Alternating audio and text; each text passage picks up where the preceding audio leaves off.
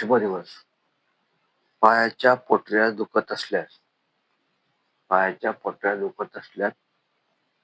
कोमट पाण्यामध्ये मीठ टाका आणि त्यात पाय सोडून बसा, कमीत कमी अर्धा तास.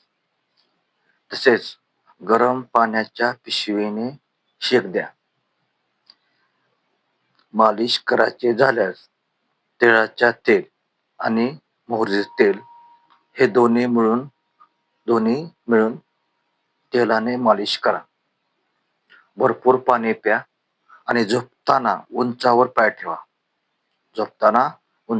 ठेवा. केळी खा, दुधाचे पदार्थ खा. जास्त वेळ उभे राहणे टाळा आणि उंच टाचेच्या चपला कृपया वापरू नका. तुमच्या पायाच्या पोटऱ्या आपोआप दुखायच्या कमी होतील.